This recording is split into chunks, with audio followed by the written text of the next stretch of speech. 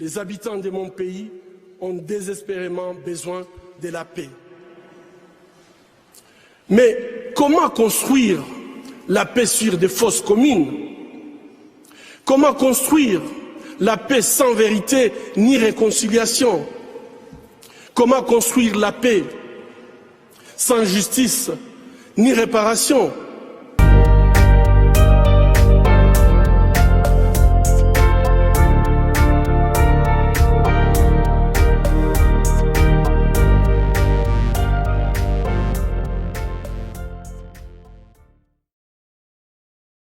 Mesdames et messieurs, bonjour. Nous sommes sur la voie des Grands Lacs et nous avons aujourd'hui un invité qui vient chez nous pour la première fois. C'est M. Peter Verlinden. C'est un journaliste belge et qui est, je n'aime pas utiliser le terme spécialiste, mais qui connaît très bien, très bien, la région d'Afrique des Grands Lacs. Et nous allons donc en faire notre sujet du jour. Peter Verlinden, bonjour. Bonjour. Je viens de le dire dans mon introduction, hein. La région des Grands Lacs est aujourd'hui, pour moi en tout cas, une région en guerre, du moins dans l'est de la République démocratique du Congo, sur la frontière avec le Rwanda, avec l'Ouganda, avec le Burundi, et même vers le centre du pays. Est-ce que vous suivez régulièrement la situation dans ce pays et de l'ensemble de la région des Grands Lacs? Évidemment, j'étais journaliste à la télévision publique néerlandophone. Je suis néerlandophone, alors je m'excuse déjà si je fais quelques erreurs dans la langue de Molière.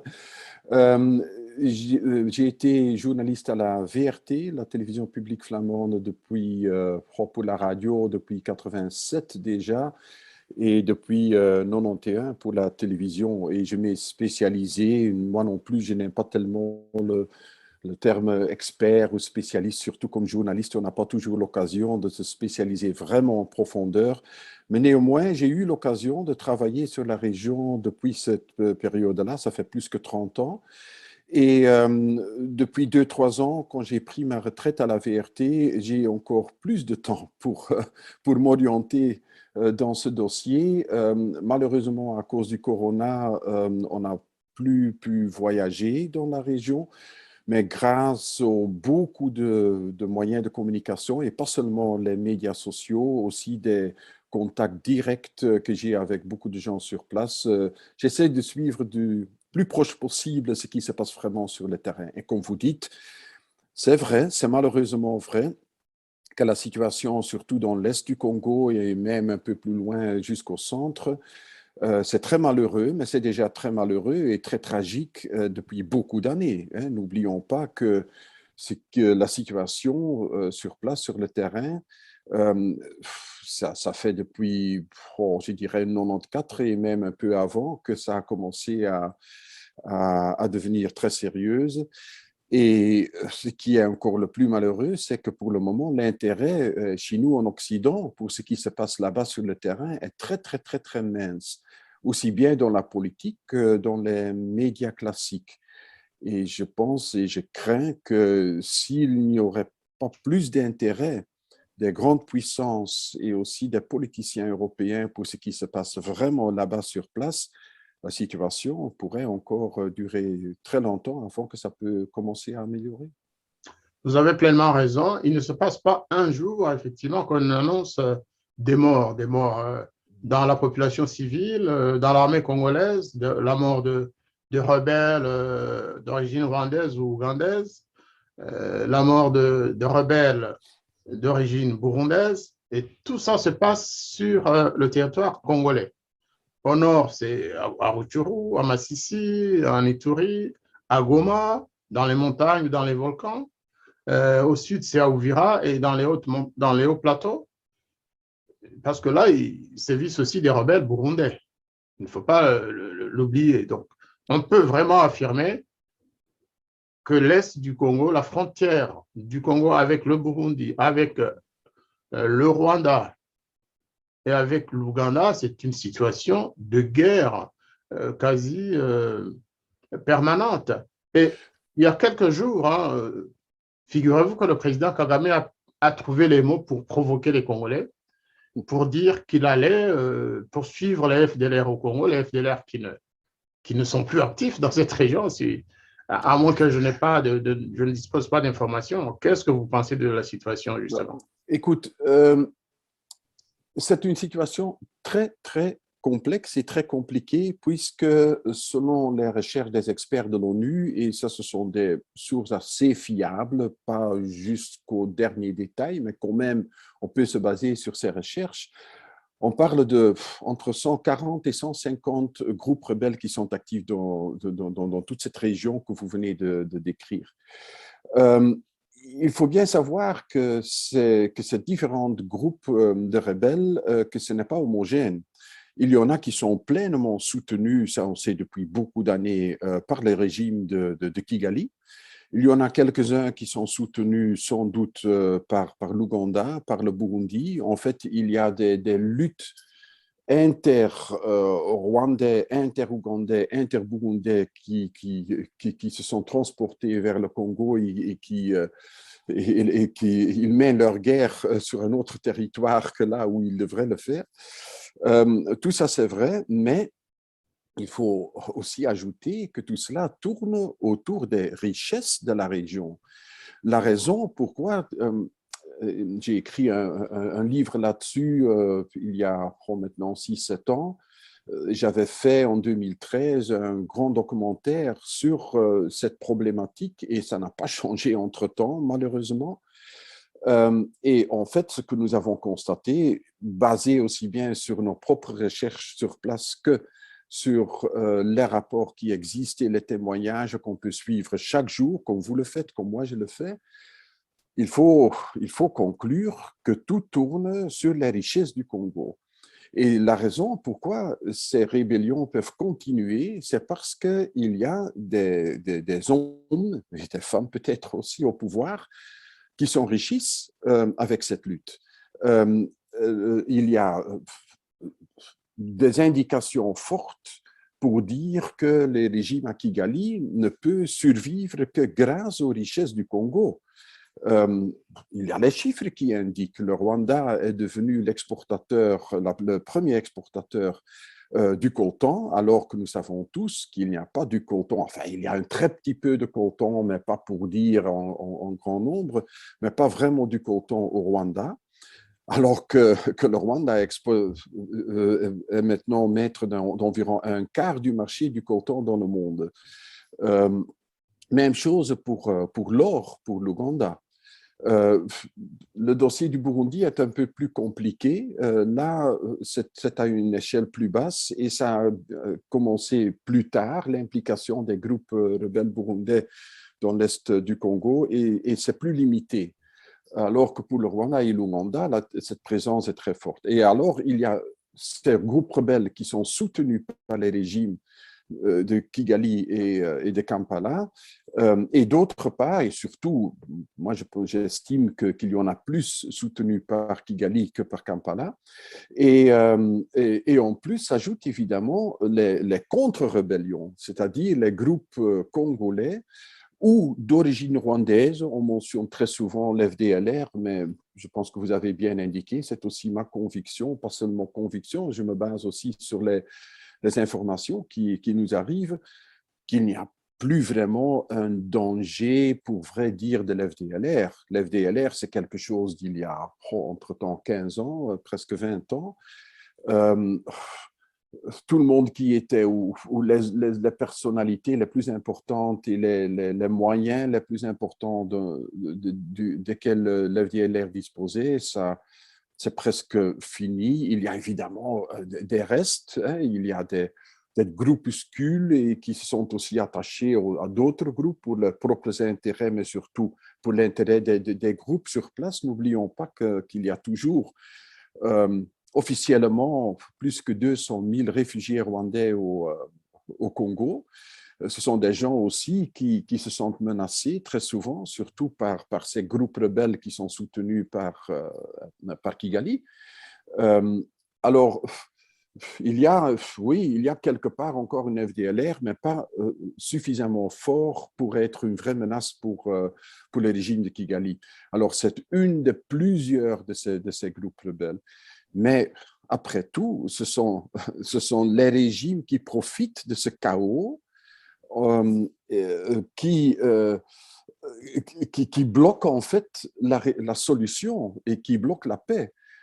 Et j'ose ajouter qu'il y a quand même des indications fortes pour dire que aussi bien les régimes qu'on a connus jusqu'à maintenant au Congo, ce n'était pas dans l'intérêt du président Kabila et son entourage d'arrêter la violence dans l'Est du Congo, parce que d'une ou l'autre façon, ils profitaient aussi de ce chaos. Sans doute qu'il y a de l'argent et ça, on a des nouvelles recherches comme au Congo Hold Up qui nous ont révélé comment ça marche.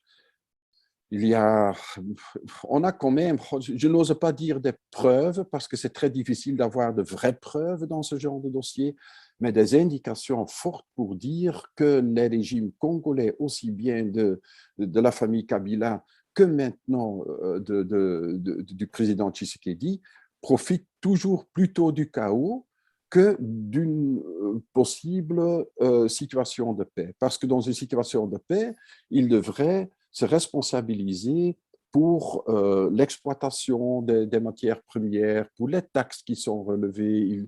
Ils doivent montrer ce qui se passe avec l'argent. Maintenant, personne doit être responsable pour les profits qui sont faits sur le terrain, mais au détriment, évidemment, de la population locale qui est chassée, qui est tuée quand ils savent trop. On chasse.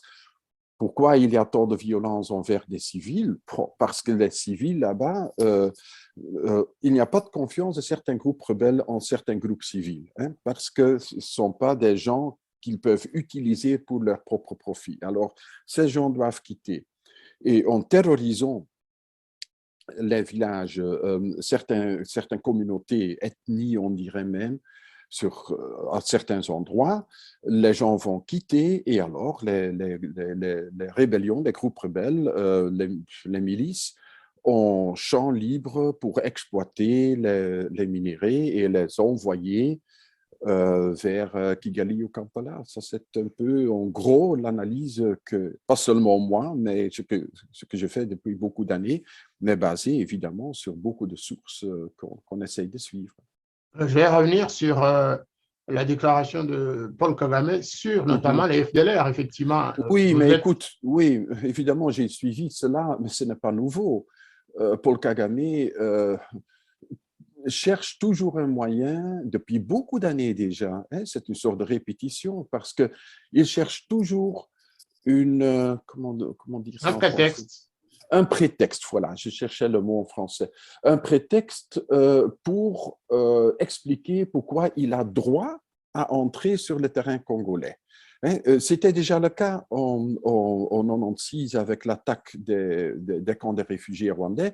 J'ai bien suivi dans le temps ce dossier et étudié. Et encore maintenant, jusqu'à maintenant, chaque fois quand je rencontre des réfugiés qui arrivent encore en Belgique ou que je rencontre plus tard et qui ont vécu ce temps, chaque fois, j'essaye de savoir est-ce qu'il y avait vraiment une menace depuis les camps des réfugiés pour le régime à Kigali, je parle maintenant de 96, et qui peut être une bonne raison pour Kagame pour attaquer les camps et faire la guerre au Congo.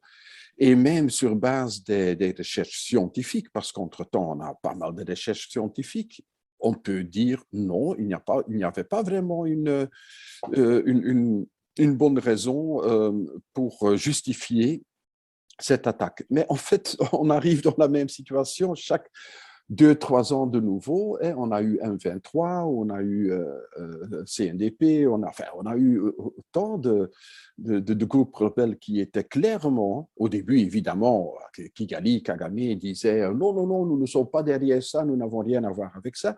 Et chaque fois de nouveau, une demi-année plus tard, 1 an plus tard, il doit évidemment avouer, parce que les preuves sont là, qu'il a soutenu cette rébellion et ou même organisé lui-même. Hein. Dans le nouveau film L'Empire du silence de Thierry Michel, Il y a beaucoup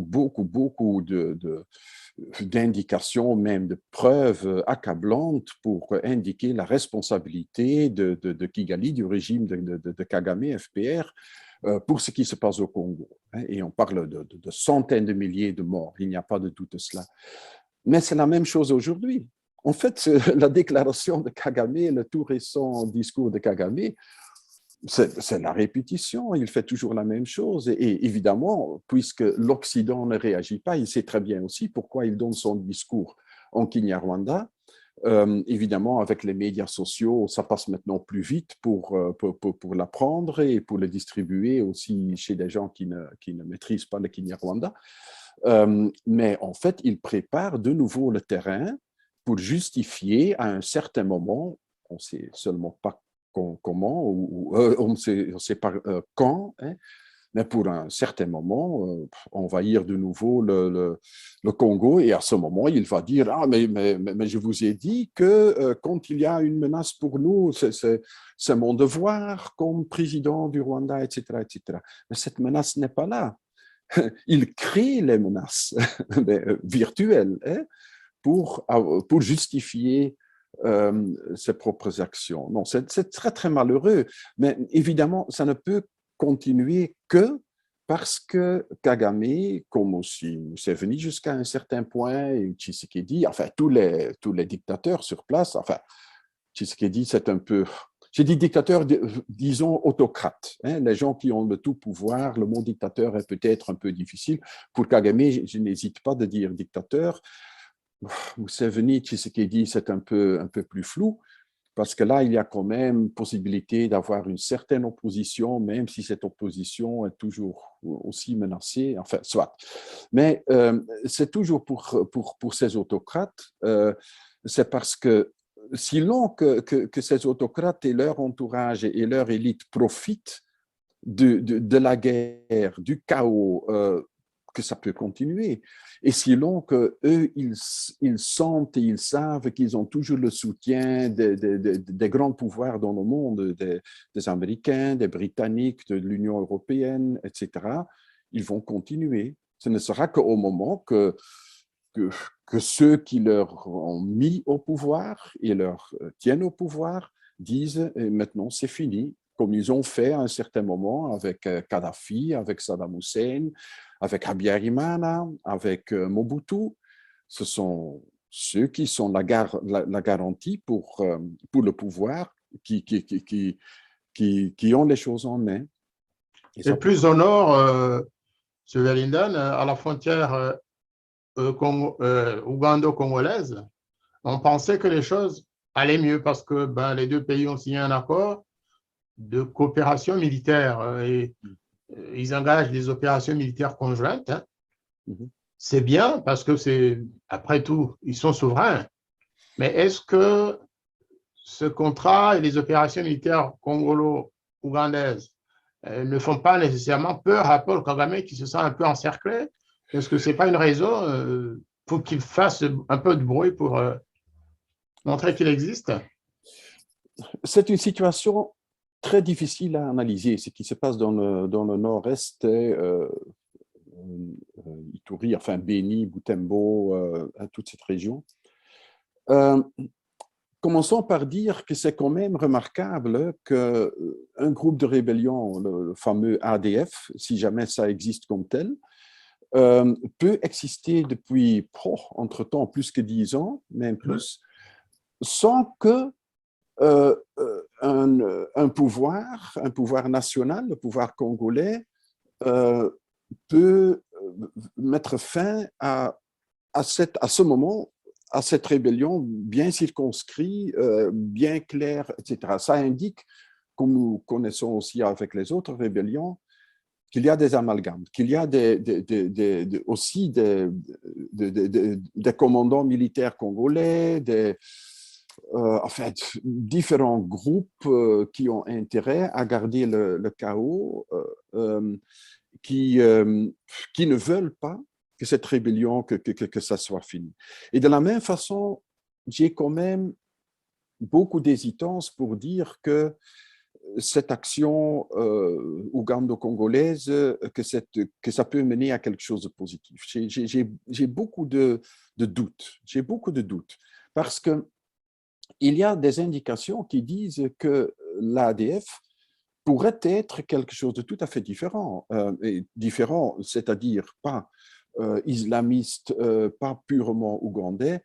Encore il y a 2 jours, j'étais dans une conférence, je donnais une conférence, et avant la conférence, je ne vais pas donner les noms, on n'a pas enregistré cela, heureusement, mais avant cette conférence, il y avait plus que 80 personnes présentes pour m'écouter, c'était en ligne, et il y avait aussi une personne qui se trouvait dans cette région-là, au tout nord du parc Virunga, un jeune qui était là pour écouter, c'était sur le colonialisme et tout ça, c'était sur le passé plutôt, l'identité congolaise. Et je prenais l'occasion pour lui demander, c'est ce genre de contacts qui sont très utiles, parce que c'est quelqu'un qui ne se mêle pas du tout de la politique, c'est quelqu'un plutôt un technicien, je dirais, je ne vais pas donner plus de détails, parce que ça pourrait être dangereux pour lui. Et je lui demandais, parce que c'est la région dont on parle maintenant, et je lui posais la question, mais qu'est-ce que vous en pensez? Qu'est-ce que la population là-bas sur place dit? Et lui, il dit, oh, écoute, pour nous, ce n'est pas si simple comme on essaie de le présenter. Elle dit, quand il y a des gens qui sont arrêtés, même tués de temps en temps, nous savons qu'il y a des Ougandais dedans, mais il y a aussi des Rwandais dedans. Il y a aussi des Burundais dedans. Les gens parlent le Kinyarwanda, les gens parlent le Kirundi, les gens parlent le Swahili. Ce n'est pas un mouvement religieux, ce n'est pas un mouvement ougandais comme tel. Et ça me confirmait un peu ce que j'avais appris aussi ailleurs, qu'il y a la possibilité, je ne veux pas aller trop loin dedans, mais qu'il y a la possibilité que même ce qui se passe dans le tout nord-est, tout ce qui est ADF et toute cette région-là, que là aussi, on va constater les mêmes principes qu'on constate aussi au Kivu, dans les 2 Kivu. C'est-à-dire qu'il y a un amalgame de mouvements rebelles qui sont soutenus par les pays voisins, plutôt pour créer le chaos qu'avec un programme politique clair ou même religieux, comme on dit de temps en temps.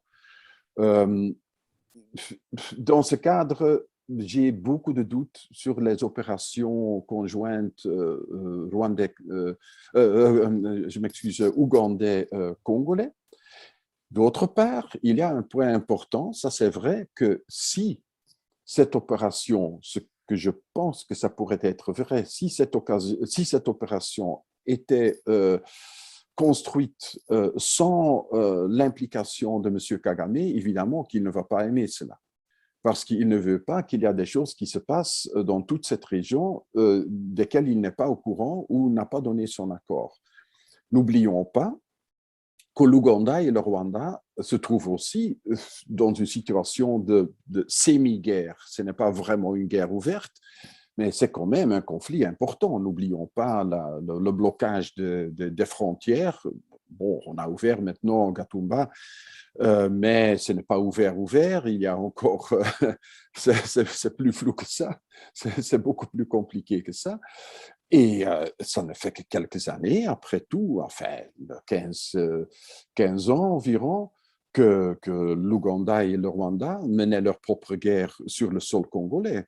Il y a des concurrences, je pense aussi pour tout ce qui est les minéraux, pour tout ce qui est les richesses, pour le contrôle sur le terrain. Et l'Ouganda veut contrôler une certaine partie du terrain, et pour le nord-est, ça marche assez bien pour eux. Mais le Rwanda ne veut pas perdre trop de terrain.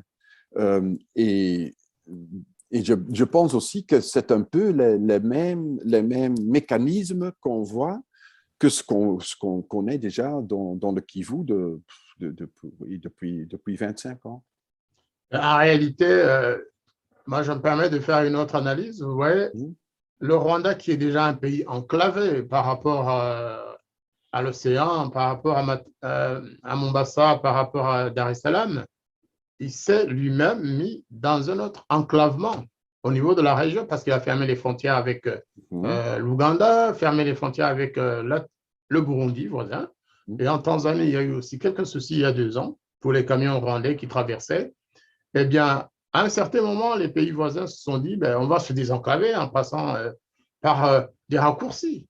Le Burundi en traversant la Tanzanie, vers Mhm. l'Ouganda et vers, bien sûr, Dar es Salaam, et l'Ouganda en construisant cette route qui part de Bunagana vers Goma.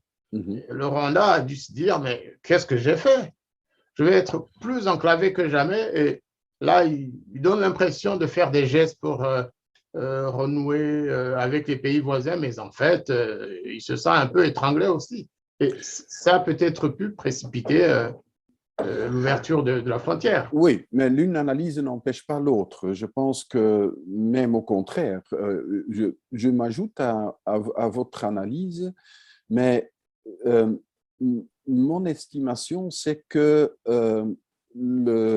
cet enclavement du Rwanda que Kagame a créé jusqu'à un certain point, c'est le fruit aussi de ce qu'on appelle en grec hubris. Hein, trop de, comment on dit ça en français, le fait qu'il pensait qu'il était intouchable, qu'il pouvait se permettre n'importe quoi. Et que, repassons la période 2015. Hein, au moment de la fin de Nkurunziza, enfin, soi-disant troisième mandat de Nkurunziza et toutes ces discussions. Alors, à ce moment, le Rwanda, Kagame, il a vraiment tiré la carte de l'opposition burundaise et il a fait beaucoup d'efforts pour inciter cette opposition, et je ne veux pas l'ethniser comme telle parce que ce n'est pas simplement Hutu-Tutsi, c'est beaucoup plus politique que ça, mais il a joué la carte en pensant que avec le soutien international qui existait dans le temps pour cette opposition, qu'il pouvait à la fin gérer la région et qu'il pouvait gérer aussi le Burundi. Et ça a mal tourné. Ça a mal tourné à cause de beaucoup d'éléments. En fait, ça nous irait, ce serait trop loin pour expliquer tout cela, mais de toute façon, ça a mal tourné. Alors, comme ça, il a perdu le contrôle sur le Burundi. C'est déjà ça. Mais moi, je pense que c'est plus ou moins la même chose qu'il a essayé de jouer avec l'Ouganda. En fait, Kagame, il veut maîtriser la région complète. Et chaque fois, il essaye de faire des choses et il compte sur ses alliés, hein, sur les Américains, sur les Britanniques, pour réaliser cela. Mais ces puissants occidentaux, ils n'osent pas aller si loin.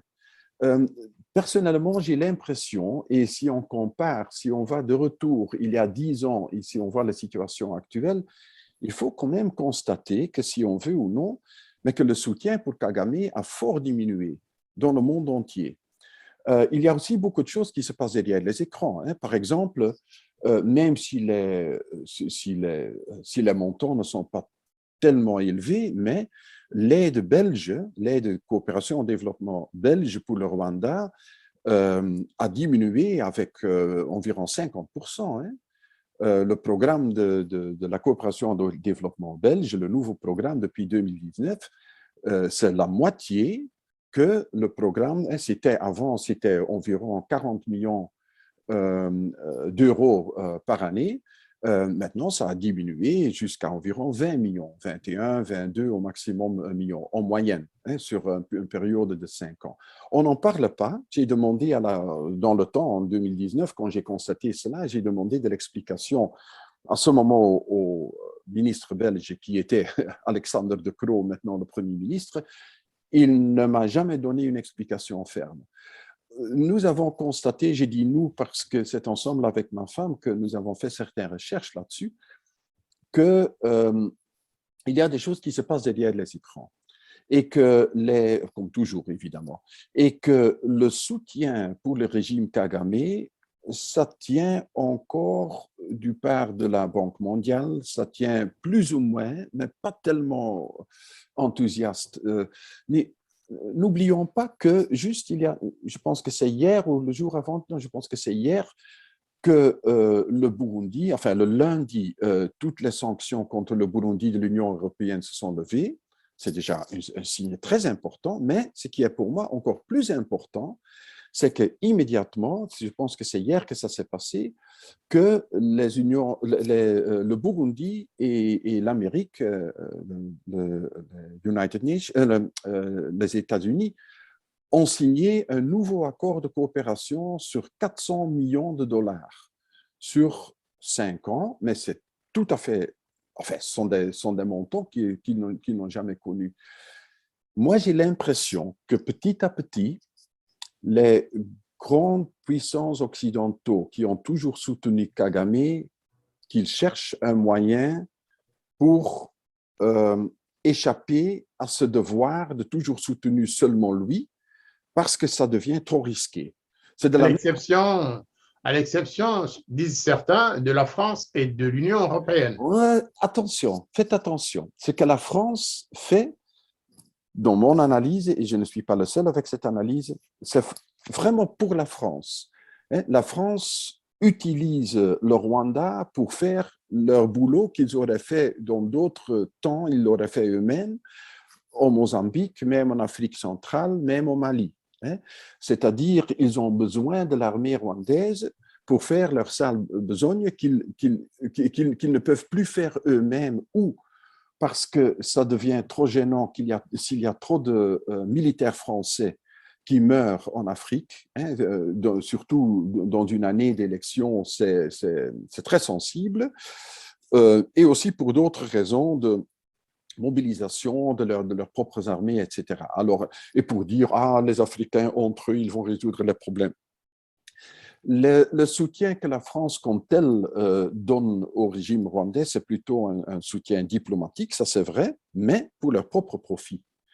Et ça ne m'étonnerait pas du tout, comme on a vu aussi dans d'autres cas, comme j'ai déjà mentionné Kadhafi, Saddam Hussein, parce que l'Afrique n'est pas une exception dans la géopolitique.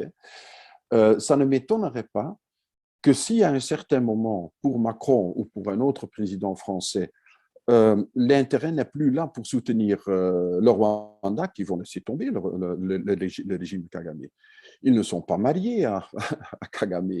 Il n'y a pas d'amour, mais il y a de l'intérêt. Et si on raisonne en intérêt, et surtout si on compare la situation d'il y a 10-15 ans et la situation actuelle, il y a des choses qui ont changé. Mais l'Union européenne, Peter Verlinden, l'Union européenne, apparemment, elle est maintenant très impliquée justement dans le financement des opérations rwandaises au Mozambique, en Centrafrique, au Mali et bientôt d'ailleurs au Niger, on ne sait jamais. Oui, mais pour moi, ça n'a pas à voir directement avec un soutien pour le régime de Kagame, même si en pratique, c'est le résultat, mais ça ne leur intéresse pas. Enfin, je mets les choses un peu claires, peut-être un peu trop caricaturales, mais quand même pour être clair, mais c'est aussi pour l'intérêt européen. L'Europe veut qu'en Mozambique, Total peut continuer leurs travaux avec le gaz, etc. etc. L'Europe veut que les soi-disant islamistes du Mali soient éradiqués. Et ils utilisent en fait l'armée rwandaise, le régime rwandais, pour réaliser leur propre but. Mais si le régime au Rwanda serait un autre régime, ils essaieraient de le faire aussi. Le soutien direct pour Kagame, comme on a connu, je veux vraiment dire soutien diplomatique, soutien dans protection de certains mouvements. Par exemple, le fait que dans le temps, au moment que enfin, en fait, je pense qu'un point de changement a été le moment de M23 au Congo. Le fait qu'à ce moment, le monde a dit non, maintenant, Kagame, il va trop loin. Et Kagame a été obligé de se retirer. Enfin, les Sud-Africains et les Tanzaniens ont fait le boulot, mais soit ils ont été obligés de se retirer. Depuis lors, il y a beaucoup de suspicions. Et aussi, à l'intérieur, enfin, derrière les écrans de l'Union européenne, les gens que je connais là-bas qui me tiennent au courant me disent aussi que ce n'est plus ce n'est plus cette grande amour, cette idée que Kagame, comme nouveau dirigeant, jeune, démocrate, entre guillemets, hein, qu'il va nous présenter un nouveau Afrique, ça c'est fini. Aussi, ce qu'on appelle dans le monde académique le genocide credit, le crédit du génocide, c'est-à-dire le fait qu'il pouvait se permettre n'importe quoi en disant toujours que lui, enfin, que son peuple était victime du génocide et que l'Europe a réparé certaines choses. Ça aussi, ça ne joue plus tellement évident qu'il y a 10, 15 ans. C'est l'intérêt. Sauf que, sans vous interrompre, sauf que pour Paul Kagame, c'est exactement ce qu'il veut, lui, c'est ça. C'est-à-dire se rendre indispensable, surtout pour les Européens. Voilà, absolument. Mais sur ce point-là, vous avez Et tout là, à fait raison. il a réussi son coup. Et sur ce point-là… Aujourd'hui, on lui propose même de remplacer, par exemple, en RCA, en Centrafrique. Il semble que l'Union européenne souhaite financer la formation de l'armée centrafricaine. Au Mozambique, c'est la même chose, par des officiers rwandais à la place des Français. Oui, voilà. Donc, Oui, et vous avez tout à fait raison. Kagame a joué ce jeu. Il faut reconnaître, après tant d'années, après plus que 30 ans, il faut reconnaître que Kagame, c'est un très bon stratège. Il sait très bien comment manipuler les adversaires, comment manipuler les partenaires pour ses propres intérêts. Il a fait le tout pour se rendre indispensable, mais ça, il a fait toujours dans beaucoup de dossiers. Il a fait quand il s'est mêlé au Congo dans le temps pour chasser Mobutu. C'était grâce aux Rwandais que ce dictateur Mobutu était parti, etc., alors qu'il était déjà presque mort, mais enfin, soit, mais pas d'une façon démocratique.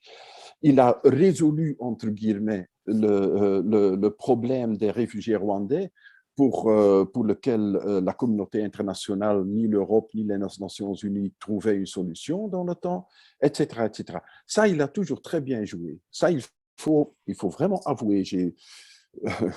Vous savez très bien que pour moi, des dictateurs et des criminels de guerre, comme il est, Kagame, que je n'ai aucune sympathie, mais il faut aussi bien reconnaître certaines qualités. Hitler avait aussi certaines qualités, mais il y a certaines qualités, je veux dire, comme stratège, comme savoir comment manipuler et comment garder le pouvoir. Mais on a aussi vu dans l'histoire géopolitique que tôt ou tard, cela prend fin. Ça ne peut pas toujours continuer parce qu'à un certain moment, ce genre de… Si le pouvoir n'est pas basé sur des valeurs, sur un soutien populaire, sur des choses qu'on réalise.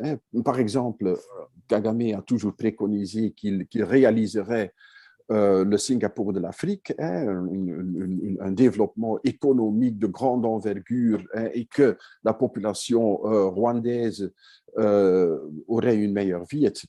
Nous savons tous, enfin, c'est sur base des chiffres, il faut étudier les chiffres, que ce n'est pas le cas. Et que les richesses qui sont au Congo, mais même aussi le paiement pour soutenir l'armée rwandaise, il a besoin de ce soutien européen pour garder en vie son armée. Une telle armée dont il dispose, c'est très, très cher. C'est très cher. Il y a beaucoup d'armes, il y a des salaires à payer, enfin, ça coûte beaucoup d'argent. C'est pour ça qu'il a besoin de ce genre de boulot à faire pour les Européens, comme au Mali, comme en Afrique centrale, comme au Mozambique. C'est vrai, il y a les deux intérêts tombent ensemble. C'est l'intérêt des Européens de se débarrasser des boulots qu'ils n'aiment pas faire en Afrique parce que c'est trop risqué, c'est vu comme néocolonialisme, que le blanc se mêle tout le temps. Non, ce sont les Africains eux-mêmes qui le font, même si c'est avec de l'argent européen, parce que sinon, ils ne seraient pas capables de le faire. Et Kagame a été très malin de trouver cela pour lier ce partenariat, ça c'est vrai. Mais ça joue des deux côtés, hein. Ça joue pas Tout de à l'un. fait, c'est dans l'intérêt des deux. Et Voilà. là, vous touchez à un point que je voulais souligner. En fait, l'armée rwandaise est utilisée comme une armée de mercenaires, hein, il faut le dire. Oui, oui, évidemment, c'est une armée qu'on peut mobiliser pour n'importe quoi. Si le régime décide de le mobiliser, ils vont le mobiliser. Si c'est pour être payé par l'Union européenne pour faire certains boulots dans d'autres pays africains, ou si c'est pour être payé par les minéraux du Congo pour faire d'autres boulots au Congo, pour sécuriser. Pour obtenir le silence de ces puissances qui l'aident. Ça Par aussi. exemple, oui, justement, dans Oui. les violences qui se passent au Congo, ben, personne ne viendra lui reprocher ça au Mhm. moment où Kagame les aide à arranger certaines situations. Voilà, mais je pense que Kagame a très très bien compris que en fait, quand il fait ce genre de choses pour les Européens ne peuvent plus dire grand-chose sur d'autres choses qu'il fait pour son propre intérêt ou pour son propre compte, hein, comme se mêler au Congo. Mais honnêtement, je pense qu'il devra quand même être prudent avec cela. Je Il ne devrait peux... être prudent parce qu'en plus, Paul Kagame se définit comme un grand panafricaniste. Oui, Alors, non, le mais ça... panafricaniste qui travaille pour les puissances occidentales pour faire, pour créer des troubles dans de ces pays voisins, c'est discutable. Non, mais soyez sérieux sur ce point-là. De temps en temps, j'ai des petites discussions sur Twitter avec l'un ou l'autre sympathisant ou troll du régime de Kagame. Il n'y a rien de panafricanisme chez Kagame. En fait, il y a quand même des choses, pour ne pas parler toujours des choses militaires, mais s'il y a un régime dans les dernières décennies qui fait exactement ce que l'Occident lui demande de faire, et comme ça, il reçoit de l'argent, du soutien, etc., parce que hein, c'est le régime de Kagame. Et prenons un exemple, peut-être un exemple un peu bizarre, mais dans la sociologie et l'anthropologie, c'est quand même très intéressant. Le Rwanda est le pays le pays où le plus de gens sont vaccinés contre le Covid. En Afrique. En Afrique. Je ne parle pas de l'Afrique du Sud, hein. Ça c'est un peu une situation différente, et je ne parle non plus du Maghreb, mais je parle de l'Afrique noire, et surtout de l'Afrique centrale, mais de l'Afrique noire, disons. Hein. Avec évidemment beaucoup d'aide, hein, parce que ce n'est pas réalisé par eux-mêmes, c'est grâce à l'Occident, ils reçoivent de l'aide, de l'argent, mais aussi les vaccins, etc. Le Burundi, qui est juste à côté, n'est presque pas vacciné. Rien, 0,5%, quelque chose comme ça. Et le Rwanda, maintenant, c'est vers les 50%. Alors, le nombre de morts, selon Johns Hopkins University, au Burundi, est beaucoup plus petit qu'au Rwanda. Au Rwanda, il y a beaucoup plus de morts du Covid qu'au Burundi. Je peux accepter absolument que les chiffres sont faux, ne sont pas fiables, mais la différence est vraiment très, très grande. Pour le Burundi, c'est quelques dizaines de personnes, même si ce sont quelques centaines. Pour le Rwanda, on est à presque 2000 ou quelque chose comme ça. Mais on peut se poser la question, comment ça se fait que le Rwanda a obligé toutes ces mesures Covid, hein, très répressif. Il y a même des gens qui ont été tués parce qu'ils n'ont pas, ils n'ont pas suivi les règles hein, de ne pas sortir. Etc. Je parle maintenant de toute cette période de presque 2 ans. Alors qu'en même temps, le Rwanda est acclamé par l'Occident parce qu'il mène une bonne politique Covid. C'est parce que c'est la politique Covid qui est appliquée en Occident. Et parce que, en fait, c'est une forme de néocolonialisme, j'oserais dire. C'est de la même façon que l'Occident pense toujours que non, hein, occidentaux, nos façons de faire les choses, c'est la meilleure façon. Je ne suis pas un spécialiste du Covid. Je sais très, très bien que c'est bien possible qu'il y a plus de morts au Burundi, par exemple, mais s'il y aurait beaucoup de morts, on le saurait. Et je vérifie aussi auprès de mes amis Barundi, même des gens très critiques pour le régime, et je demande, est-ce qu'il y a beaucoup de morts chez vous? Hein, ils disent, non, pas plus qu'avant le Covid. Il y a des gens qui meurent, évidemment, mais pas plus que ça. Pour moi, c'est un peu une chose très bizarre. Et j'ai posé même cette question déjà aux spécialistes virologues chez nous. Ils n'ont pas de réponse. La seule réponse qu'ils ont, c'est oui, mais peut-être que les chiffres ne sont pas fiables. Oui, ça, je sais très bien que les chiffres ne sont pas fiables, mais peut-être que les chiffres rwandais sont non plus fiables. Pour moi, ce qui est important, c'est de constater que si l'Occident demande à Kagame de mener une certaine politique, si c'est une politique internationale, géopolitique, si c'est une politique de soins de santé, comme avec la vaccination, mais n'importe quelle politique, il va le faire parce qu'il dépend complètement de l'Occident. Et quand il prétend tout le temps d'être un grand panafricain et de faire des choses de leur propre choix et de notre façon, nous les Rwandais, ça il dit aussi assez souvent dans les discours, nous le faisons de notre façon. Si c'est sur les droits humains, etc., nous le faisons de notre façon. Bon, évidemment que c'est hypocrite, ce n'est pas correct. Il suit les instructions de ses partenaires occidentaux selon qu'il a besoin de ses partenaires. Le jour qu'il n'aura plus besoin de ses partenaires, il ne va plus suivre ses instructions. Mais je crains pour lui que ces jours ne viendront pas, parce que le Rwanda est un pays tellement pauvre, tellement surpeuplé, que si on veut ou non, et c'est très malheureux pour le dire, mais si on veut ou non, le Rwanda dépendra encore pour très longtemps de l'aide de l'extérieur. Je ne suis pas en faveur de donner de l'argent comme ça au régime, pas du tout. Ce serait mieux qu'un pays puisse se développer soi-même. Mais on ne peut pas développer un pays comme le Rwanda d'une façon artificielle. Ce n'est pas parce qu'il y a de grands immeubles à Kigali que le pays est développé. On ne peut développer un pays de la base, hein, par l'agriculture, par les gens sur place, etc. Et ce n'est pas ça qui se passe. Mais l'Occident aime bien un tel dirigeant qui fait ce qu'eux, ils prétendent, ce qu'eux, ils veulent. Et pour Kagame, c'est une bonne façon pour garder le soutien et garder le pouvoir. Alors, on s'oriente vers la fin de notre entretien, Peter Verlinden.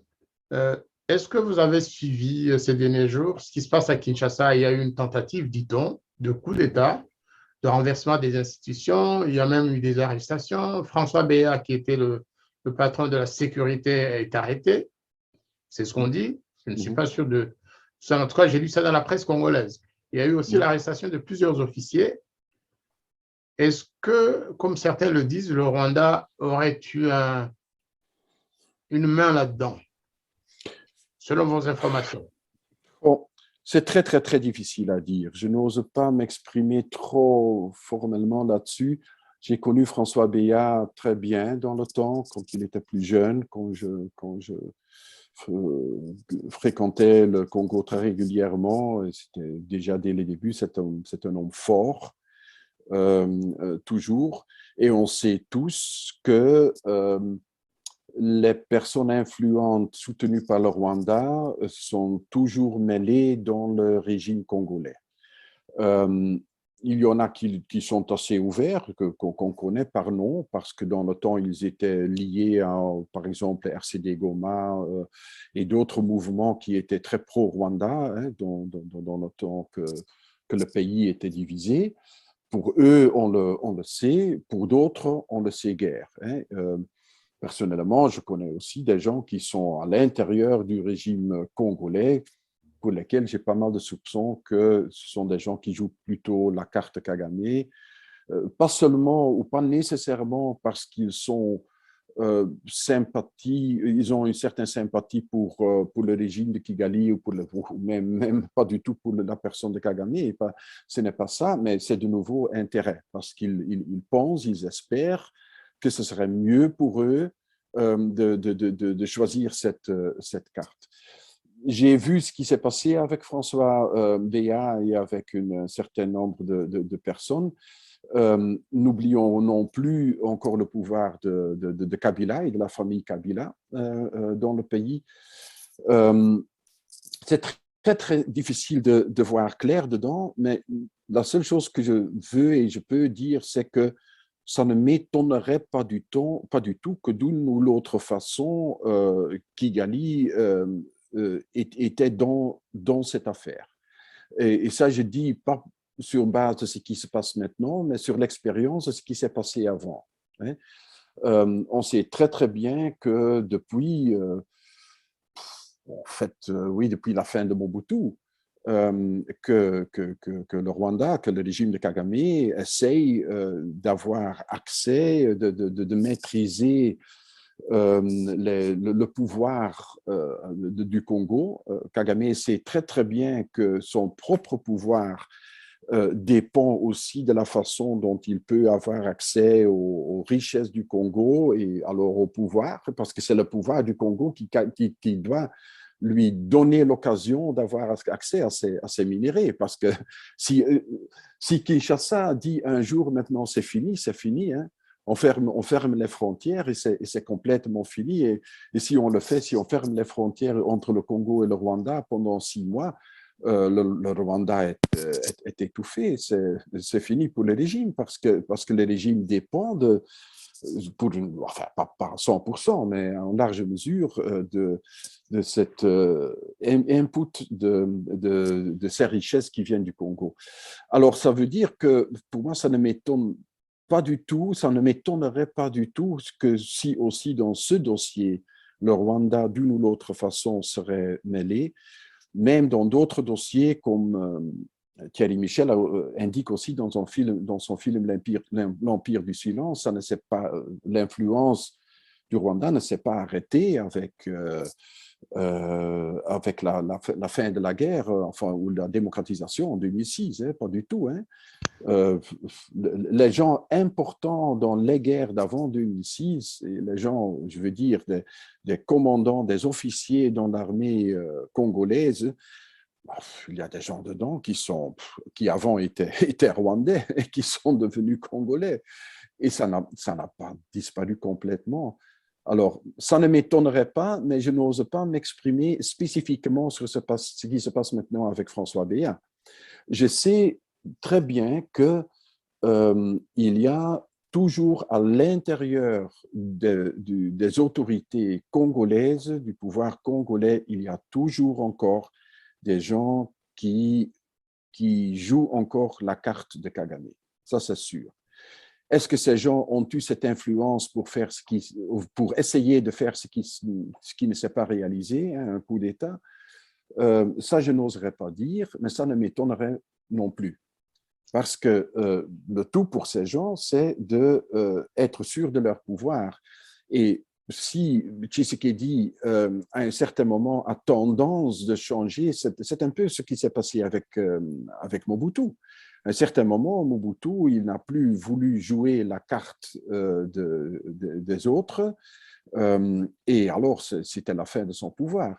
Et ce sont les mêmes mécanismes. Et malheureusement, c'est souvent qu'après un certain temps que les bonnes sources se révèlent et qu'on sait exactement ce qui s'est passé derrière les écrans. Mais ça ne m'étonnerait pas. Non plus que ça ne m'étonnerait pas du tout que, par exemple, le Rwanda serait impliqué dans l'ADF dans le Nord-Est. C'est un peu la même chose. Ça ne m'étonnerait pas du tout. Mais évidemment qu'ils ne vont pas le montrer ouvertement pour le moment. Ils ne sont pas si cons que ça.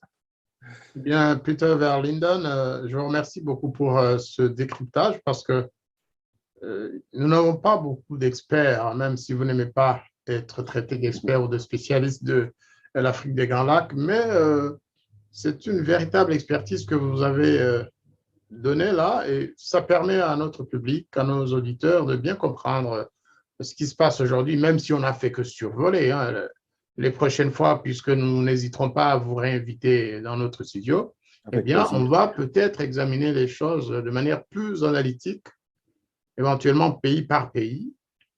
On verra, par exemple, ce que le Rwanda fait en Centrafrique, au Mozambique, quelles sont les relations entre les pays de la SADC avec la région des Grands Lacs. Et puis, récemment, la RDC a adhéré à l'East African Community. Qu'est-ce que ça va changer dans la vie des populations de la région? Est-ce que le Rwanda va continuer à se comporter comme aujourd'hui quand le Congo sera dans ce grand ensemble? C'est autant de questions que j'aimerais vraiment que vous nous aidiez à décrypter, à analyser, et puis pour le meilleur des populations de la région des Grands Lacs.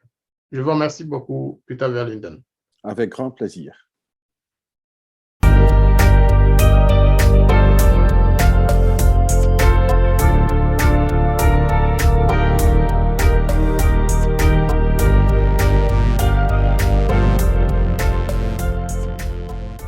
Les habitants de mon pays ont désespérément besoin de la paix.